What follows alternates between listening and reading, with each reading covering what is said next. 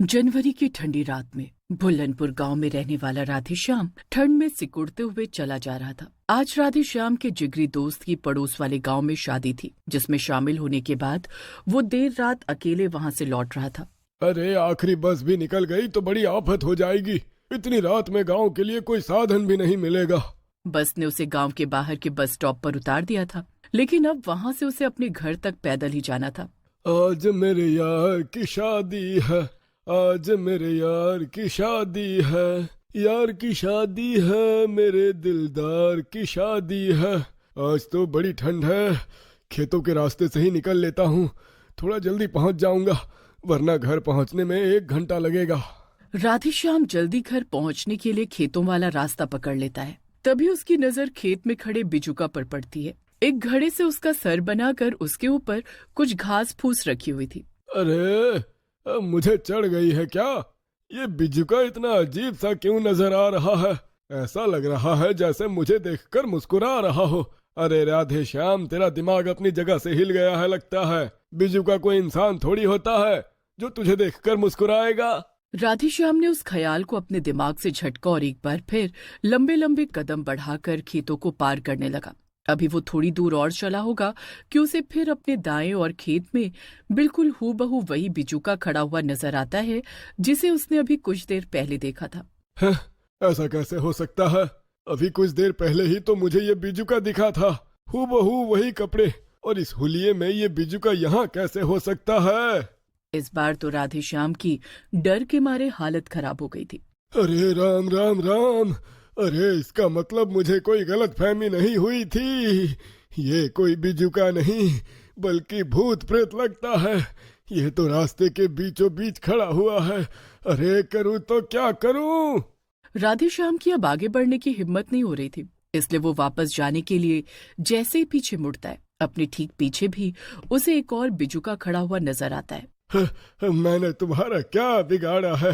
अब मेरा रास्ता क्यों रोक रखा है? जाने दो मुझे। राधेश्याम के इतना कहते ही बिजुका जोर जोर से हंसने लगता है। बिजुका की डरावनी हंसी सुनकर राधेश्याम थर थर कांपने लगा था, लेकिन बिजुका उसकी जान ले लेता है। अगले दिन सुबह जब गांव वाले खेतों में आते हैं तो वहां पर राधेश्याम को बिरजू के खेतों में वे देखते हैं। उसके सर से खून बह रहा था। गांव के एक नौजवान युवक की इस तरह से मौत हो जाने से पूरे गांव में अफरा तफरी सी मच गई थी। कुछ दिन बाद, तुम्हें पता है ना, दिन छिपने के बाद खेतों में आना सही नहीं होता। अभी पिछले हफ्ते राधेश्याम यही खेतों में मरा हुआ मिला था। डर नहीं लगता है क्या? अब ये क्या बात हुई? दिन के उजाले में तो तुमसे मिल नहीं सकते, इसलिए दिन ढलने का इंतजार करता हूँ। अब तुम रात में भी मिलने से इनकार कर रही हो। घबराती क्यों हो? मैं हूं ना तुम्हारे साथ। ये लो, तुम्हारे लिए शहर से तोहफा लेकर आया था, वही देने के लिए बुलाया था यहाँ। चलो अब तुम पहले जाओ, थोड़ी देर बाद तुम्हारे पीछे पीछे मैं भी आता हूँ, वरना किसी ने साथ में गांव में आते हुए देख लिया तो बवाल हो जाएगा। राधा और मुकेश इसी गांव में रहते थे और अक्सर ही दिन छिपने के बाद खेतों में एक दूसरे से मिलने आया करते थे। मुकेश से तोहफा लेने के बाद राधा जल्दी जल्दी खेतों से निकलकर गांव की ओर जाने लगती है। अभी वो थोड़ी दूरी पहुंची थी कि उसे किसी के हंसने की आवाज सुनाई देने लगती है। मुकेश, मस्करी बंद करो। तुम ही हो ना पीछे पीछे आ रहे हो और मुझे डराने की कोशिश कर रहे हो? तुम्हें पता है ना मुझे अंधेरे से कितना डर लगता है। राधा के इतना कहते ही हंसी की आवाज बंद हो जाती है और राधा एक बार फिर गांव की ओर जाने लगती है। तभी उसे अचानक अपने सामने एक बिजुका खड़ा हुआ नजर आता है। अरे, ये रास्ते के बीचों बीच बिजुका किसने लगाया है? इसे तो खेतों में लगाया जाता है ना। राधा तेजी से बिजुका के पास से गुजरने लगती है कि तभी उसे ऐसा लगता है जैसे किसी ने उसका हाथ पकड़ लिया है। कुछ ही देर में उसकी 1 सप्ताह में हुई 2 मौतों के बाद पूरे गांव में डर का माहौल बन गया था। लोगों को इतना तो समझ में आ ही गया था कि गांव में जरूर कोई भूत प्रेत आ गया है जो दिन छिपे लोगों की जान ले रहा है। कुछ दिन शोक मनाने के बाद गांव वाले तो अपने जीवन में आगे बढ़ गए थे, लेकिन मुकेश चाहकर भी राधा को भूल नहीं पा रहा था। राधा, मेरी राधा, मैं खुद को कभी माफ नहीं कर पाऊंगा। सब मेरी ही गलती है। ना मैं उसे रात में मिलने के लिए खेत पर बुलाता और ना मेरी राधा की जान जाती। वो तो अंधेरे से वैसे ही इतना डरती थी। भगवान, अगर किसी को मारना ही था तो उस भूत ने मुझे मार दिया होता। जब तक मैं पता ना लगा लूं कि मेरी राधा को किसने और क्यों मारा, मेरे मन को चैन नहीं मिलेगा।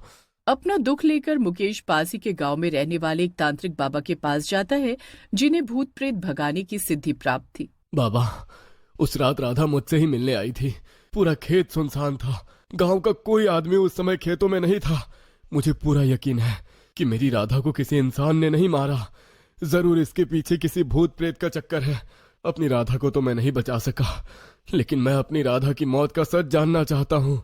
बाबा कुछ देर आंखें बंद करके बैठते हैं और फिर, देखो बेटा, तुम्हारी राधा को और राधे श्याम को खूनी बिजुका ने मारा है। उस बिजुका के अंदर एक शैतानी आत्मा है, इसलिए वो एक एक करके सबका शिकार कर रही है।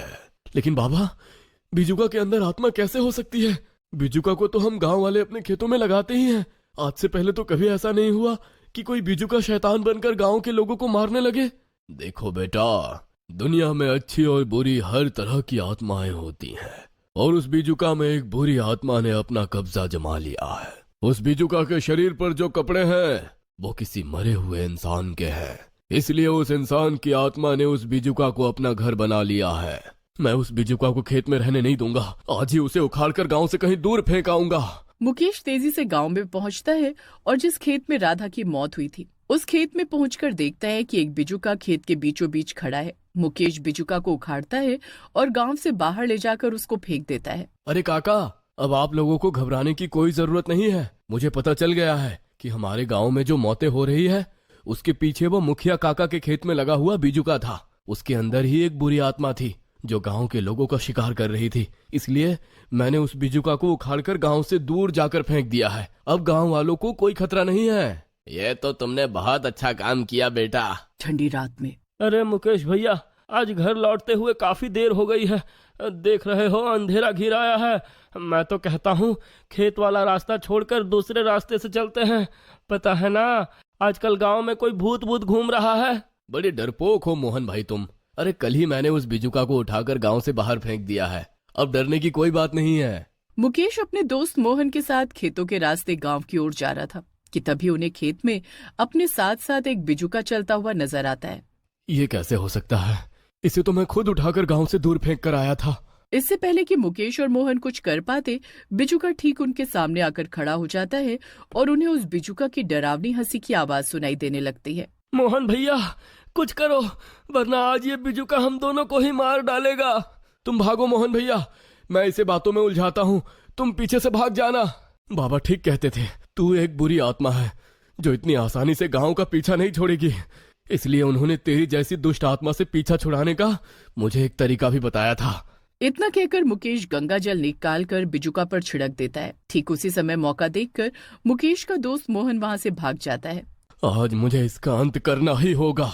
इतना कहकर मुकेश अपनी जेब में से लाइटर निकालकर बिजुका के सर पर लगी सूखी घास में आग लगा देता है। कुछ ही देर में बिजुका जलकर राख हो गया था और उसके साथ उसके शरीर पर पहने हुए कपड़े भी खत्म हो गए थे। कपड़ों के जलते ही बिजुका के अंदर रह रही दुष्ट आत्मा भी वहां से हमेशा हमेशा के लिए चली जाती है और इस तरह गांव वाले बिजुका के कहर से मुक्त हो जाते हैं।